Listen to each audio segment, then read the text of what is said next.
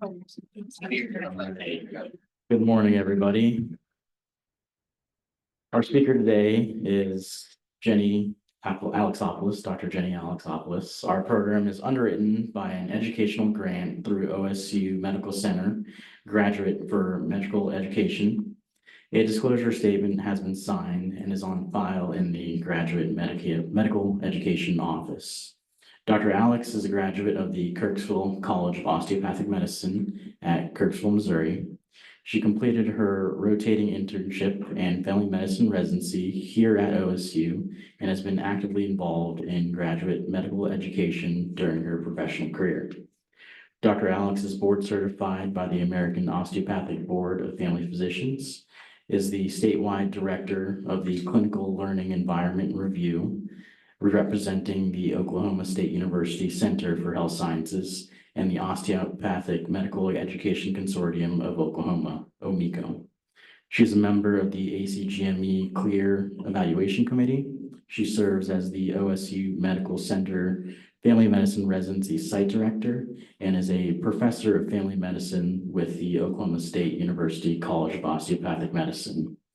The Cloud CME activity code for today's grand rounds is 2899. Please welcome Dr. Alex. Thanks so much for that kind introduction. Well, I see a lot of new faces, and I'd like to welcome our PGY1s, our new PGY1s. So hope you are all settling in nicely in your programs. So just want to talk to you about what clinical learning environment review is. So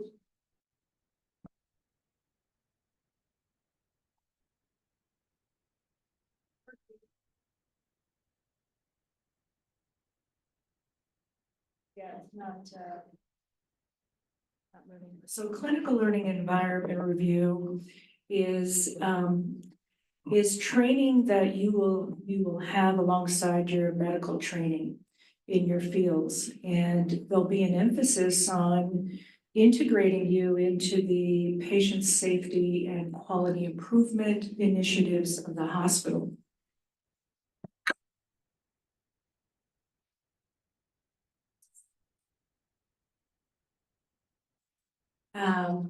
And so the goals of CLER is to increase your awareness and increase your participation in quality improvement and patient safety in order to ensure that you are a integrated and educated physician.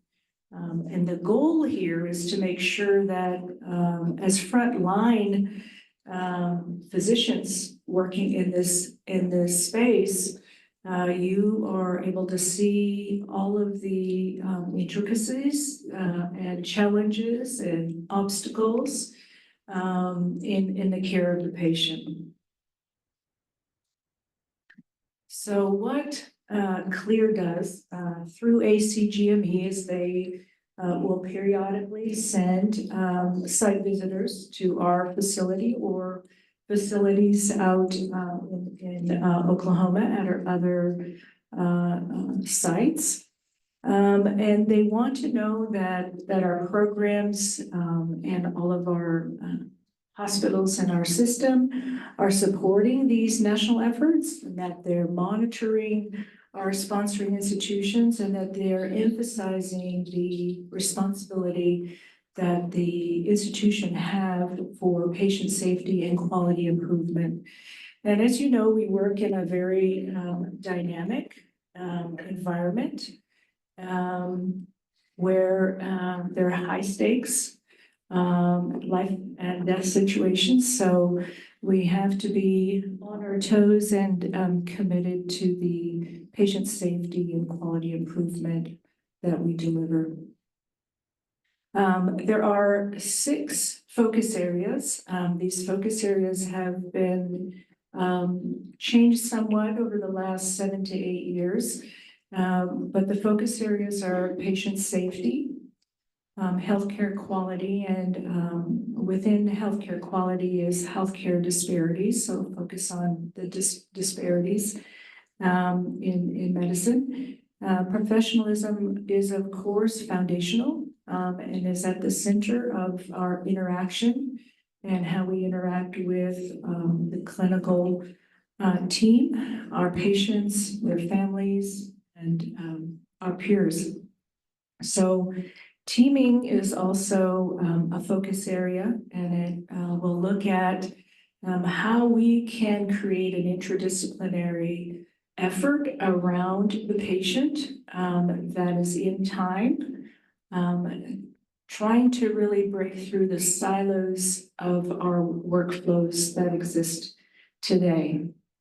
And then well-being. We want to make sure that you are supported in your efforts here, getting trained. And again, high stakes dynamic life-death situations. We want to make sure that we're supporting your well-being, and we'll be talking about that. And most recently, CLER has added diversity, equity, and inclusion.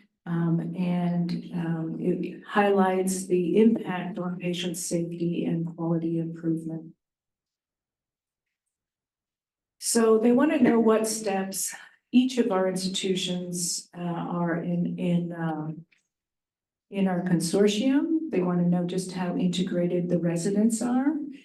They want to know just how committed the administration of the hospital is committed to educating you in the realm of patient safety and quality improvement.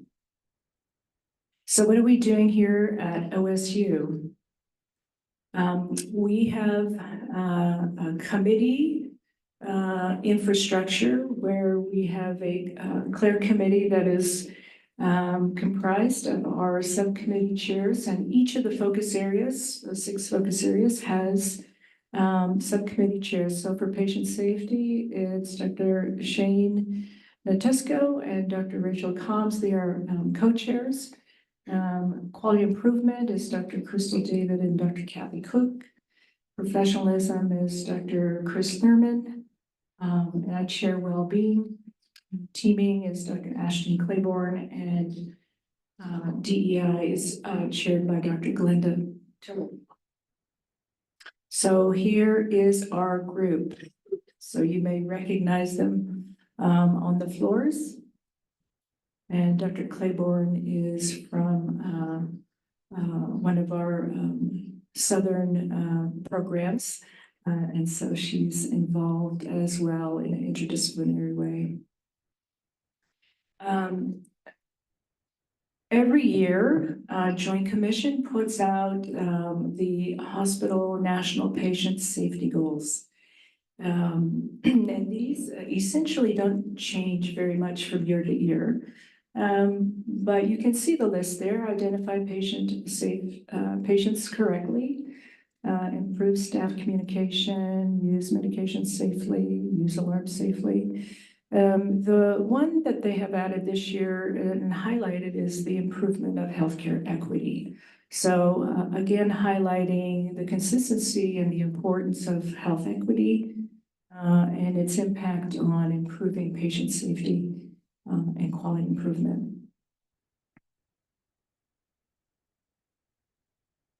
So what are we doing here for patient safety? We have a risk management tool here at this hospital known as Verge. Our other sites in the consortium may have a different risk management tool that they use, but they essentially function in the same way. Whenever there is a incident that occurs, you can submit this. It doesn't take very long to submit it, just a couple of minutes, and then it's investigated, and then the results are returned back to the program. We have a safety huddle that occurs in the mornings, and it's all done by Zoom. We have a multidisciplinary mortality and morbidity conference, and we are now doing this monthly, and it's here in this auditorium. It is closed to our just for our trainees and our faculty. It's protected medical legally from and it's privileged information that occurs so that we can have honest, direct conversation about what had happened during that case or what didn't happen. And so it's again a platform for quality improvement. You'll have some health streams training, which some of you have probably already done. And then we have team care interdisciplinary rounds. So when you're rounding on the floor, you might have nurses rounding with you, and Pharm Ds rounding with you, depending on your service.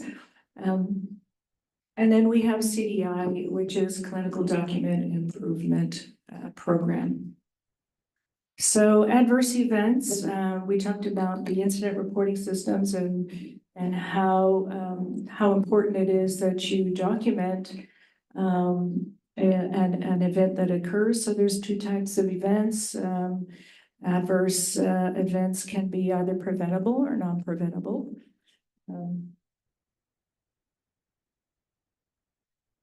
You might have a near miss. So when harm perhaps doesn't reach the patient, however, there were missteps in the executions. So these are also called good catches or close calls. Any unsafe condition is a circumstance that increases the probability that a patient safety event can occur. It doesn't have to be an identifiable patient. It can actually occur with family members walking on the floors and slipping in some water. So those are an unsafe condition as well. And you can certainly enter those in the incident reporting system.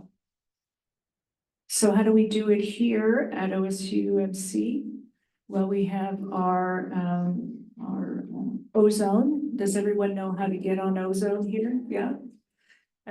So you'll go under departments and you'll click and you'll go to quality management. And then you'll see the risk management incident reporting. When you click on that, it'll open up to this page. And this page has all the different types of incidents that can be reported based on category. And so you just go ahead and click on this and it'll open up a page that looks like this, and you can just go ahead and in this case, it was a report of a delay in services. And so it just takes a few minutes to go through this. It's not onerous, but it's really important that that you do this at the time of the event or within 24 hours, preferably, so within 24 hours. Now, there was a time in the past when those of us that were residents would actually ask our nurses to actually submit this on our behalf. Okay, that is no longer appropriate. It really needs to be the resident or the fellow actually entering the verge. And so once the event that you've submitted is evaluated and investigated by the quality department and the risk department, they will come up with an outcome. And that outcome, let's say internal medicine has 3 or 4 incidents, family medicine has a couple of incidents, they'll be investigated, and then they'll come back to the program in this format. And the ask and the request that we have is that that each program actually goes through the incident and the result of the investigation, so that we are all communicating well. So when the site visitors come to our facility, they're going to meet with the C-suite, right? CEO, CNO, CFO, CMO, did I miss any? And then they're going to meet with faculty, and they'll meet with residents that are peer selected. And they're going to ask some questions about of the institution, how many incidents were reported in this last academic year. It could be 1,200, could be 1,300. They want to know how many of them were adverse events, okay? How many were near misses, close calls, unsafe conditions, and by and large, the majority across the country that are submitted by residents and faculty are the adverse events. But we would like to see more close calls and unsafe conditions reported. So they'll want to know how many reported by staff. By and large, our nurses report the largest number. But we definitely want to start increasing our faculty reporting and of course our resident reporting. And Claire's really going to want to make sure that we are increasing our reporting year after year and that we have a tool to measure that.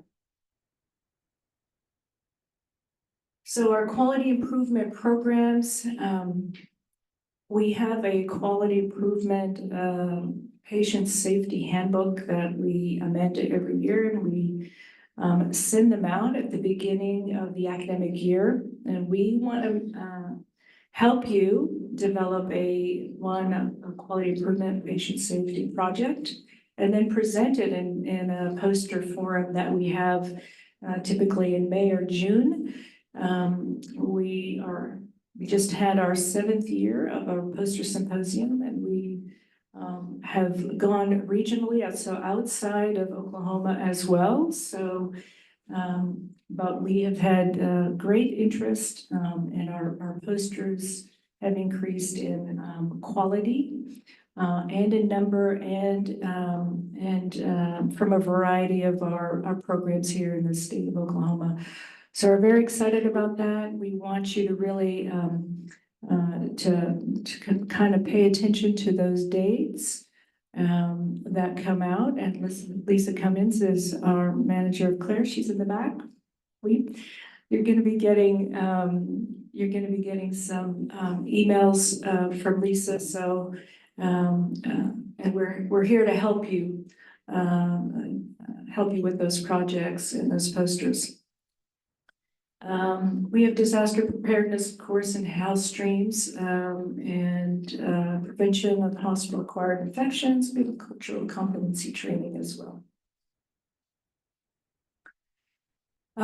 It's very important that each resident be familiar with all of the quality improvement projects of their hospital. So across our sites in the state of Oklahoma, each of those hospitals will have their quality improvement projects and priorities. So it's really important that you are familiar with the ones here at OSUMC. And you can see there CLOBC, CAUTI, sepsis, CABG, restraints, falls, SWATs, and mobility. And you'll be asked, Dr. Kathy Cook is one of our co-chairs of quality, is going to be reaching out to you if she hasn't already and asking you to participate not only in, hi, Dr. Cook, wave, yeah, thank you, that's Dr. Cook. She's probably asked you already to participate in some quality improvement projects that are associated with the facility, but also our committees, our standing committees and around quality. Supervision. So supervision used to be a focus area in and of itself. And right now the properties are being distributed through those 6 focus areas we discussed. But semi-annually, you're going to be able to give us an idea of how your supervision is going in your training. Do you feel that you're over-supervised? Do you feel that you're under-supervised? Do you feel that you're supervised just right? And when you leave our program and you graduate from your program, there'll be an exit survey, and they'll want to know, we want to know, if you feel prepared to function autonomously with competency as you emerge from our program and go into clinical practice. So we also have interdisciplinary simulation training. I'm not sure that You've all been to the college, but we have a simulation center there, and so your programs will be coordinating simulation training and hopefully some interdisciplinary training as well. So in your new innovations, everyone has a new innovations, right? Access, that's your resident management system. In there is a privileging log. So every 6 months, your program director will go in and based on your discipline and your expected procedures, they will go in and document whether or not you will require direct supervision or indirect supervision. And so direct supervision is when your supervising physician that you're attending or your senior resident is present with you and the patient. Or indirect is when they are nearby and easily accessible for questions or direct supervision. And then indirect supervision is also when you're attending is off campus, at home, and available telephonically. Okay, oversight. This is another definition of supervision, and this typically occurs with those more senior residents where they have conditional independence. That means that the care has been rendered to the patient, and then the attending physician reviews the care of the patient after it's occurred. And this is considered conditional independence. So as you go through your program, you may be given oversight as that definition in your later years of training. So who has access? Well, you know, in larger institutions across the country, there may be 1,000 to 2,000 residents. Nursing may not know what the competency level of a particular resident is. And so we have to have our nurses have access to your privilege logs. And so they have their own username and password. They can look you up by program, by name, but they only have access to this part of new innovation. It's just your privilege logs, okay, nothing else. And so they do a search.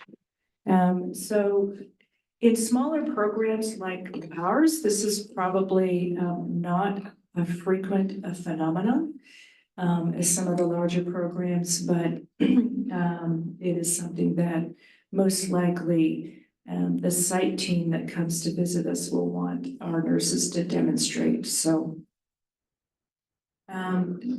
transitions of care, this also used to be its own focus area.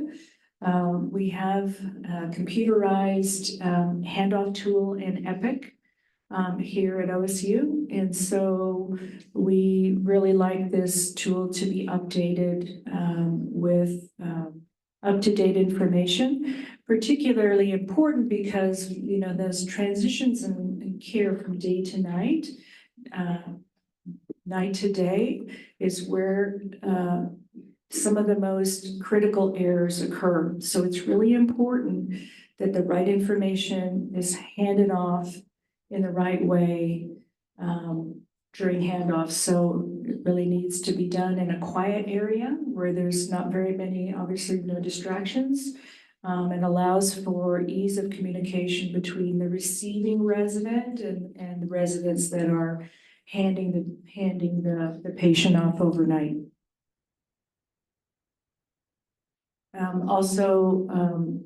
This is an observation form. Periodically, your attending will observe the actual handoff to make sure that the appropriate information is being handed off. So teaming is a relatively recent focus area. And actually, there's quite a bit of emphasis across the country with this, what we call Protocol 4. When they come and do a site visit now, they really are looking for what are residencies, what our hospitals are doing to really emphasize teaming and the interprofessional interaction, the interdisciplinary interaction around the patient. As you know, as we go through our workflows and residents go through their patient lists, and the attending comes and does their rounds, and we do our summaries afterwards, PT, dietary, they all have their roles in finding the right combination of interaction around that patient can be challenging. So they really want to know how we are doing teaming. And most likely you are doing some form of teaming right now, but just recognizing it for what it is. And it could be as granular as getting together for 45 minutes on the floor with all the teams that touch that patient once a week, or it could be having a very special programming around the obese patient or the patient that has COPD, or how to really approach those patients that are post-operative, that are recovering in the recovery room. Is there a certain protocol that we're developing to help support quality improvement and patient safety in those areas? Well-being, of course, we're here to support your well-being as you train in this rigorous environment. All trainees, of course, you have to submit your duty hours, and we expect 100% compliance. Your duty hours are reviewed by your program director and our DIO, Dr. Song, back in the room. Faculty and resident presentations on fatigue. We will have some presentations periodically in grand rounds or in your didactics on fatigue mitigation.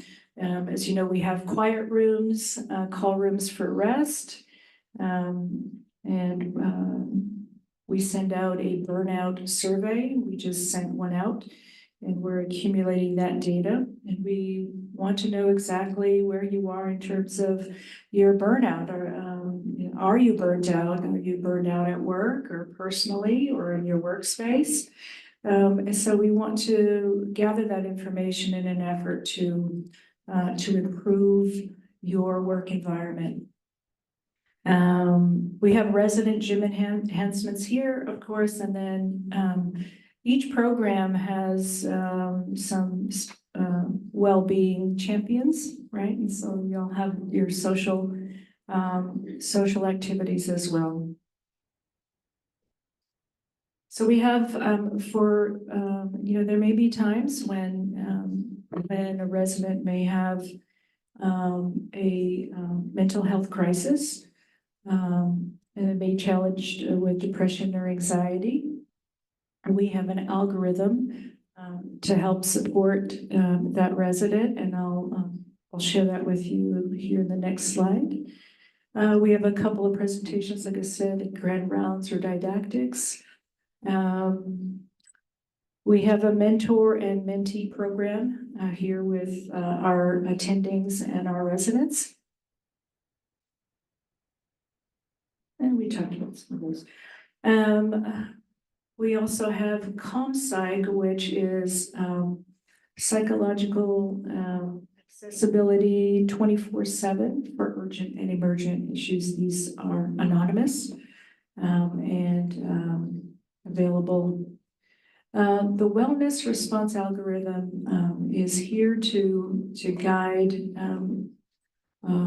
our residents that may be having an imminent risk to themselves or others or be challenged with a mental health issue that is moderate to severe. So it just helps faculty and peers kind of walk through what to do. Of course, time is critical, and we have a wellness response team that is immediately available and is comprised of a psychiatrist, psychologist, and those involved. So this is something that we've had now for about 3 or 4 years. We have used it a few times, and it has been successful. So there are resources. We have CalmPsych, that is the number. There are 10 free counseling sessions, and then we have community AEP available as well, community care AEP, and then locally we have COPES here in Tulsa, so a lot of resources. And as you remember, I talked about one of the focus areas being professionalism, and that being very foundational in terms of how we communicate with one another.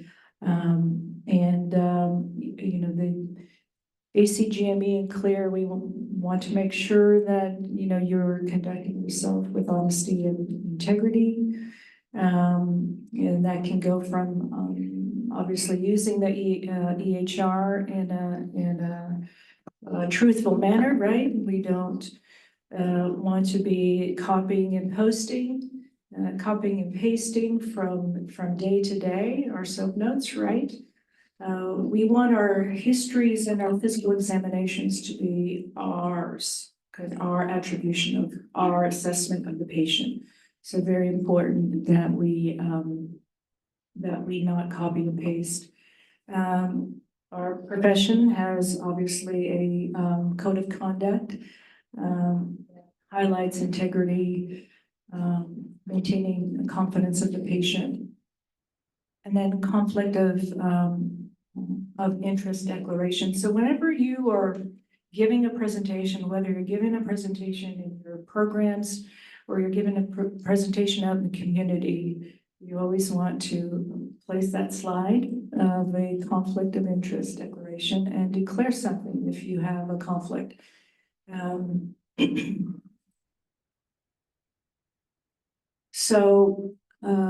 Crucial Conversations is a training. Have you all gone through Crucial Conversations? Yes.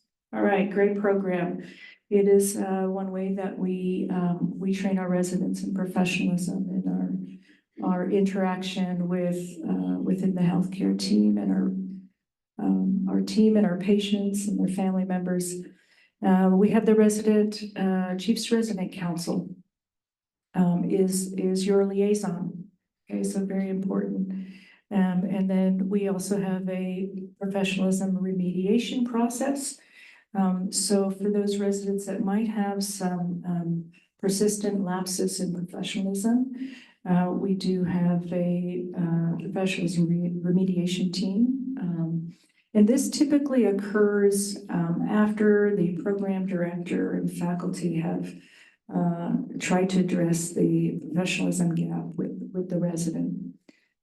So these are ways that we train and give opportunities for professionalism with our residents. Scientific integrity, okay, so there should be no plagiarism or fraudulent behavior. And there's different types of conflict of interest. There's stock ownership, could be a conflict. Receipt of monetary payment or receipt of intellectual property. Just some examples. And these are the different non-financial conflicts of interest, academic conflicts of interest, or conflicts of conscience, and personal conflicts of interest. So we talked about EHR copy and pasting, and it can have an impact on patient safety.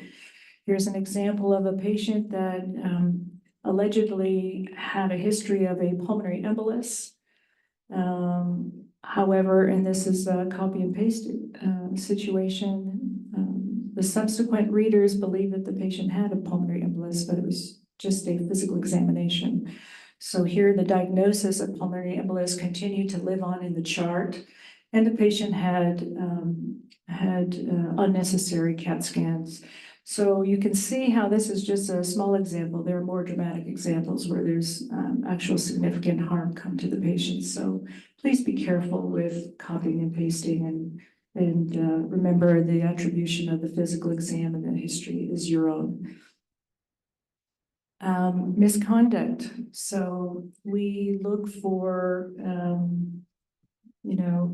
behavior. So whenever there is a professionalism lapse, we try to determine whether or not the behavior is something where a reasonable person would know that the behavior is wrong. So the most obvious things, obviously, are drug use, diversion, lying, cheating, or stealing.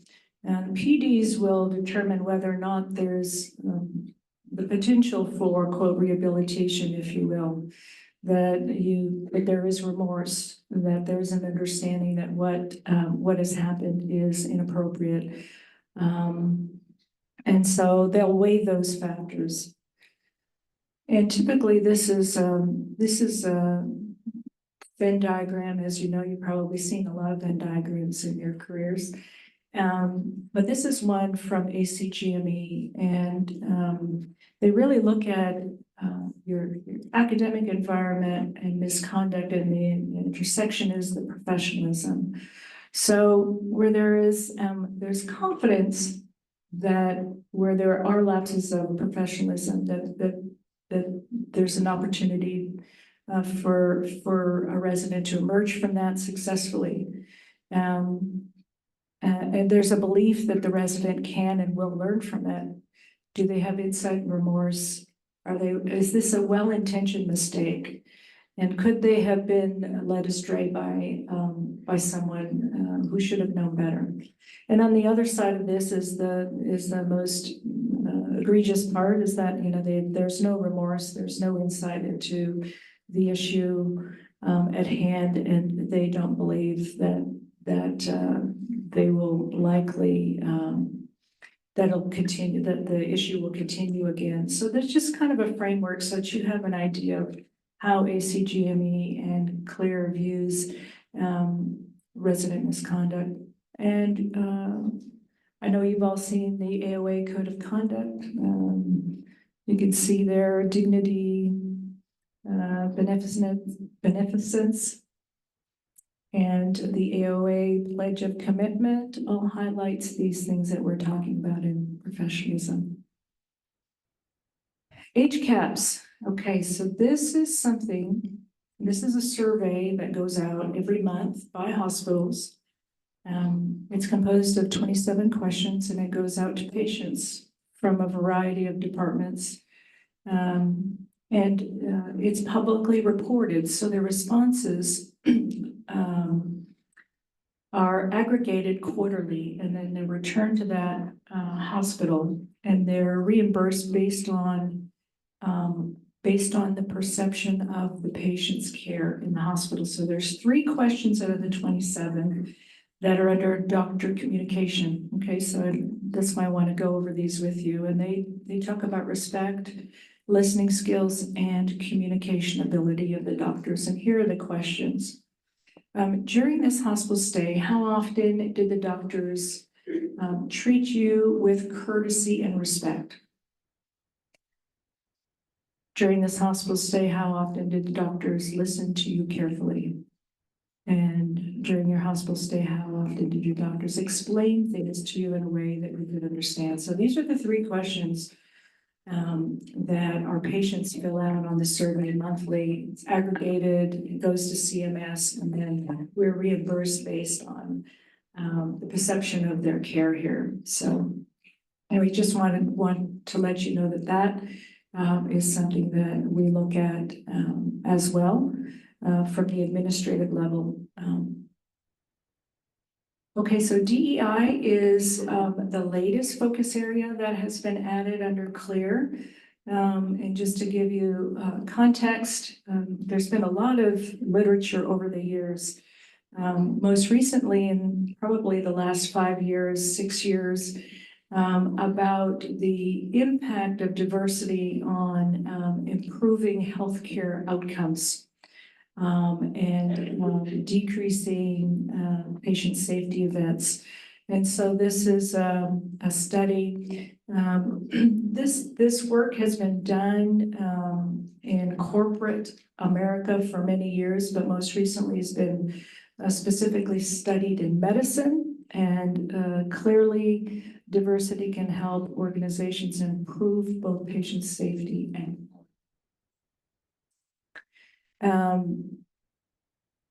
so CLER, when they come and do our site visit, they'll want to know that the clinical learning environment, your hospital and your supporting system here actually trains you in DEI. They want to know that you have educational support, that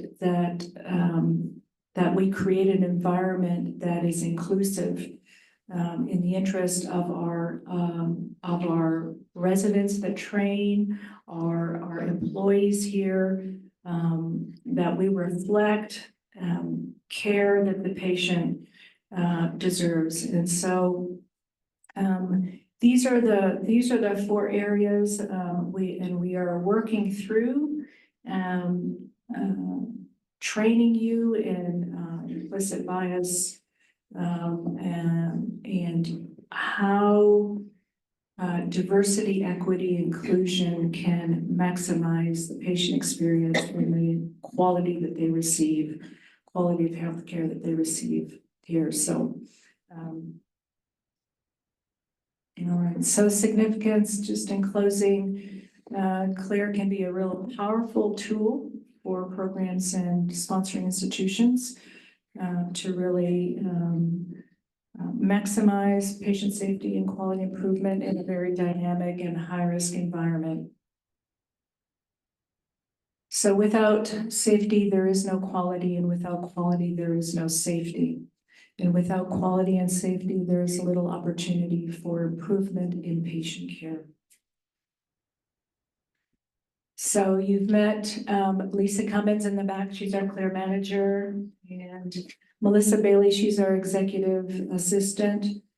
She's not here today, but you'll be getting some emails from her as well. Dr. Solomon in the back, our DIO, and Dr. Cook, who is our co-chair of quality. Anyone that I miss? Okay.